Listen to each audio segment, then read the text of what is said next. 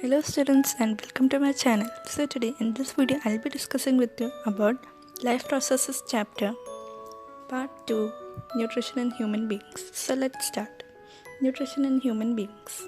Digestive system in human body. Basic organs of human digestive system are 1.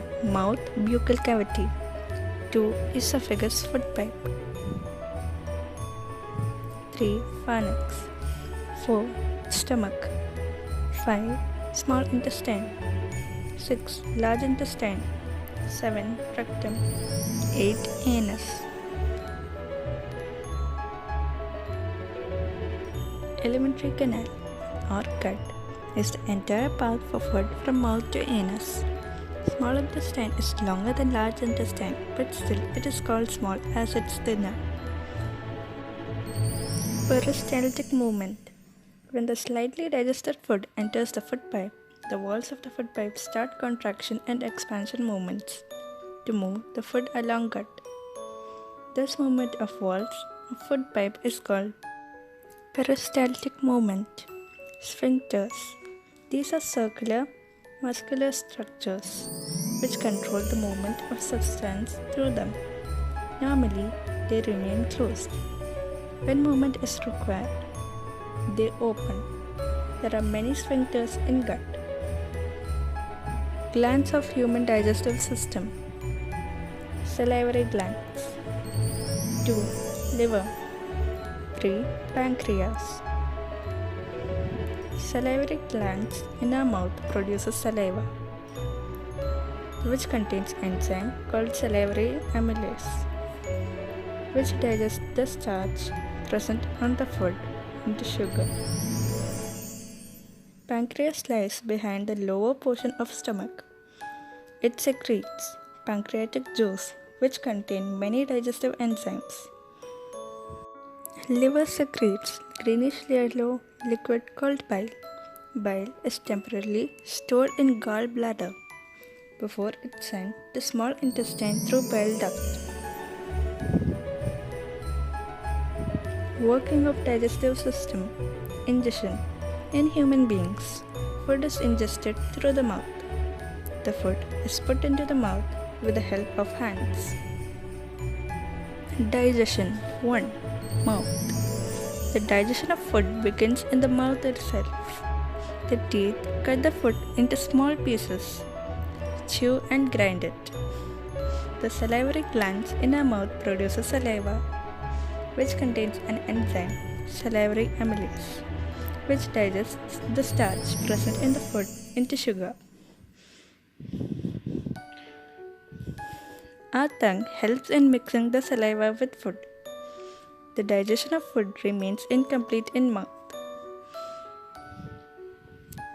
2. Esophagus. The slightly digested food in the mouth is swallowed by the tongue and it goes down the food pipe called esophagus. Stomach. The stomach is a J-shaped organ present in the left side of the abdomen. The stomach walls contain 3 tubular glands in the walls which secrete gastric juice. The gastric juice contains 3 substances: hydrochloric acid, the enzyme pepsin, and mucus. The hydrochloric acid creates an acidic medium which facilitates the action of the enzyme pepsin, that is, digestion of protein. The mucus helps to protect the stomach wall from its own secretion of hydrochloric acid. The partially digested food then goes from the stomach to the small intestine. The exit of food from the stomach is regulated by the sphincter muscle, which releases it in small amount of the small intestine. 4. Small intestine.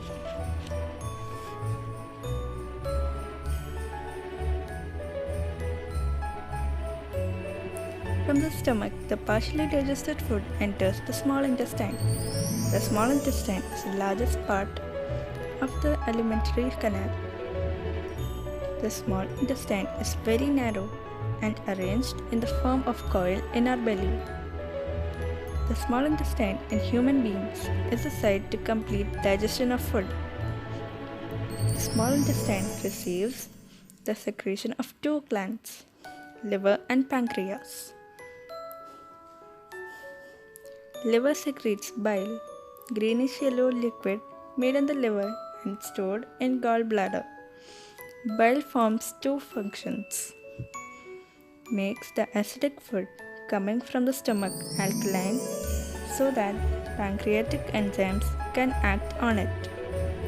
Bile salts break the fats present in the food into small globules, making it easy for the enzymes to act and digest them.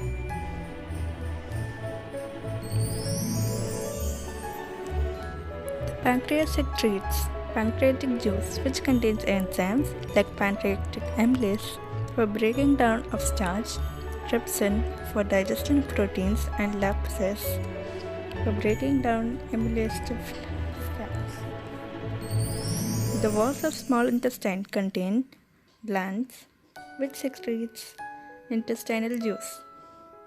The enzymes present in the finally convert the proteins into amino acids, complex carbohydrates into glucose, and fats into fatty acids and glycerol.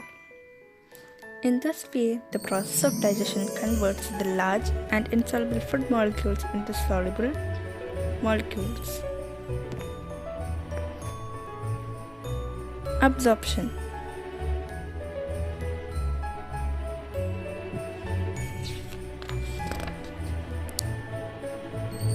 The small intestine is the main region for the absorption of digested food.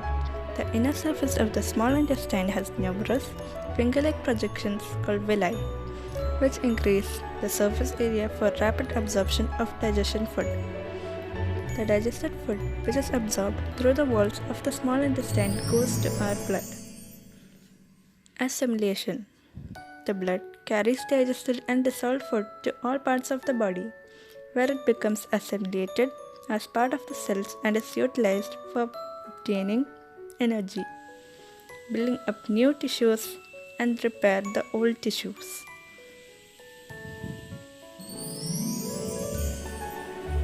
Digestion. The unabsorbed food is sent to the large intestine where villi absorb water from its material. The rest of the material is removed from the body via the anus. The exit of the waste material is regulated by the anal sphincter.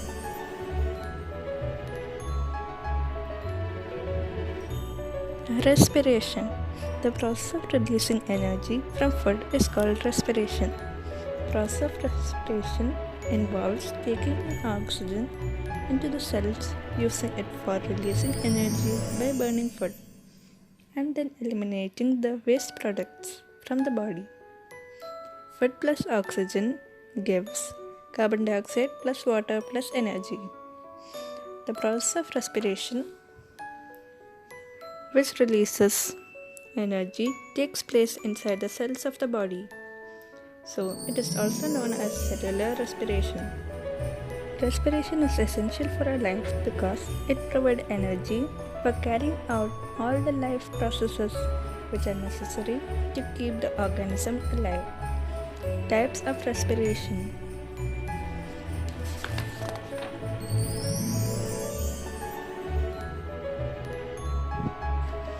In most of the cases, the organisms carry out respiration by using oxygen. However, there are some organisms which carry out respiration without using oxygen. Based on this, we have two types of respiration. 1. Aerobic respiration. 2. Anaerobic respiration. 1. Aerobic respiration. The respiration which uses oxygen is called aerobic respiration. In aerobic respiration, the glucose food is completely broken down into carbon dioxide and water by oxidation. Aerobic respiration produces a considerable amount of energy for use by the organism.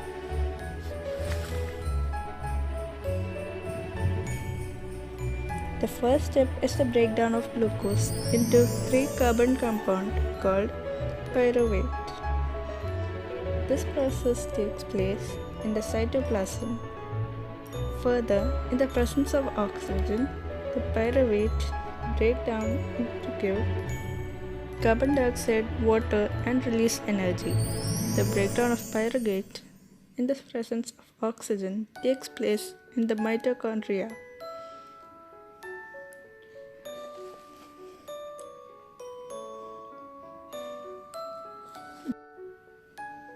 The process by which glucose breaks down into pyruvate is called glucolysis. Mitochondria are the sites of aerobic respiration in the cells. Anaerobic respiration. The respiration which takes place without oxygen is called anaerobic respiration. The microscopic organisms like yeast and some bacteria obtain energy by anaerobic respiration, which is called fermentation. In anaerobic respiration, the microorganisms like yeast break down glucose into ethanol and carbon dioxide and release energy.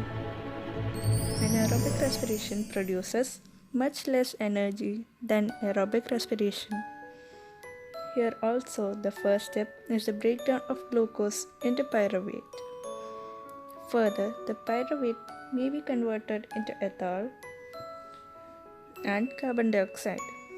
The whole process takes place in the cytoplasm.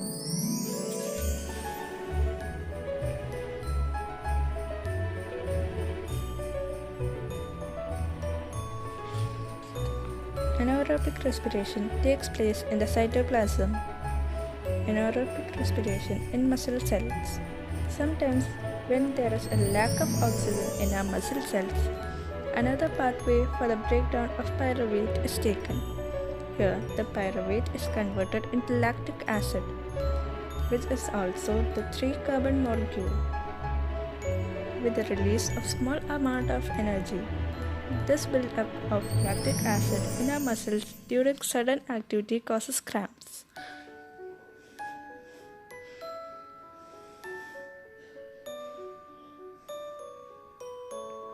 So, this is the diagram for the breakdown of glucose by various pathways.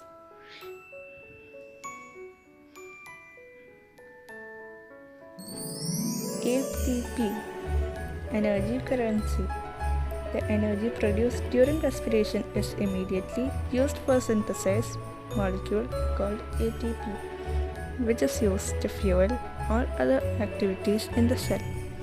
In these processes, ATP is broken down, giving rise to a fixed amount of energy which can drive endothermic reactions in the cell. Thus, energy is stored in the form of ATP. ATP is known as energy currency of cells. Difference between aerobic and anaerobic respiration.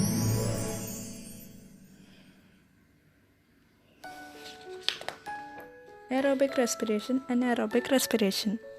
Aerobic respiration. In this respiration, oxygen is required.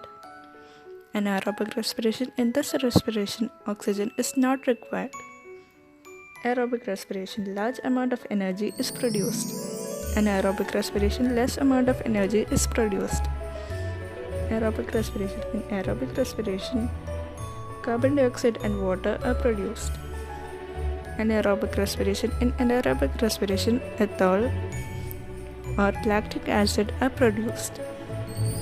Aerobic respiration takes place in cytoplasm and mitochondria. Anaerobic respiration takes place completely in cytoplasm.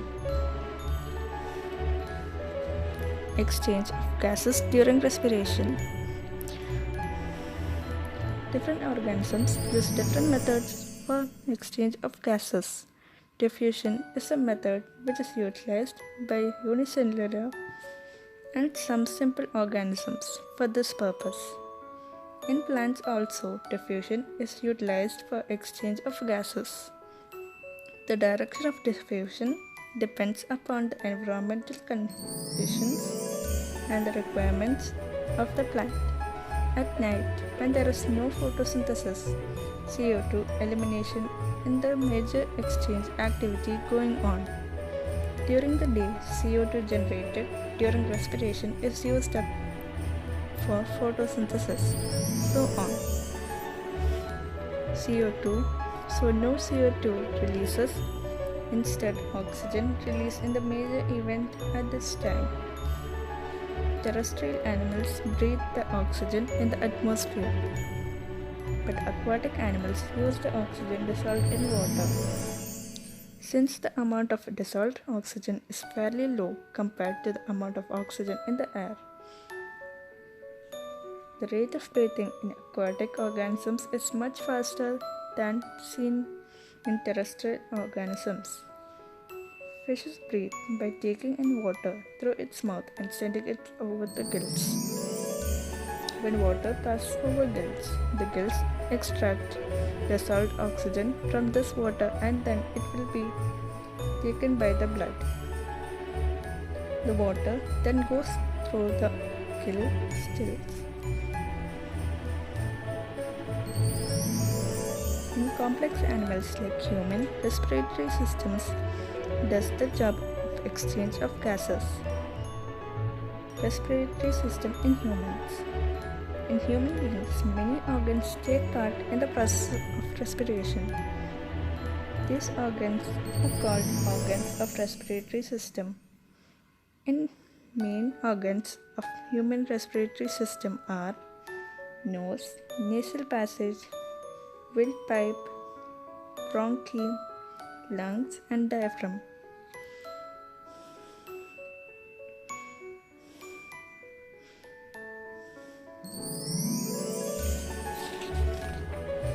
In human beings, air is taken into the body through the nostrils. The air then goes into nasal passage.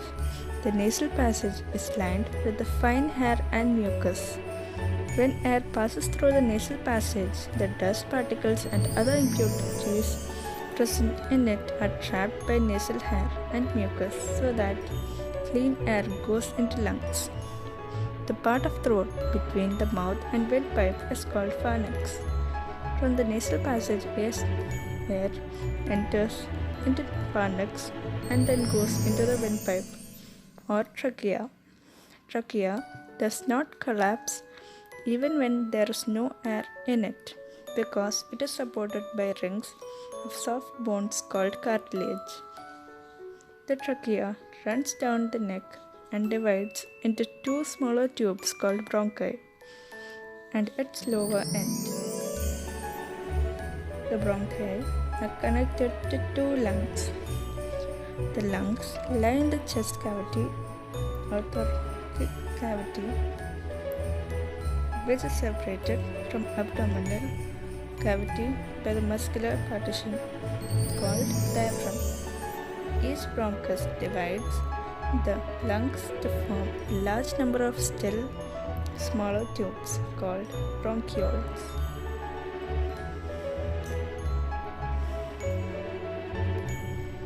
Pouch-like air struts at the end of the smallest bronchioles is called alveoli. The walls of alveoli are very thin and they are surrounded by very thin blood capillaries. It is the alveoli that gaseous exchange takes place. Mechanism of respiration.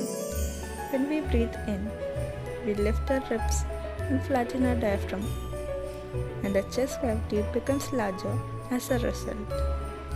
But of this, air is sucked into the lungs and fills the expanded alveoli. The alveoli is surrounded by thin blood vessels called capillaries, carrying blood in them. So, the oxygen of air diffuses out from the alveoli walls into the blood. The oxygen is carried by the blood to all parts of the body. As the blood passes through the tissues of the body, the oxygen present in the diffusion of the cells. The oxygen combines with the digested food present in the cells to release energy. Carbon dioxide gas is produced as a waste product during respiration in the cells of the body tissues. This carbon dioxide diffuses into blood.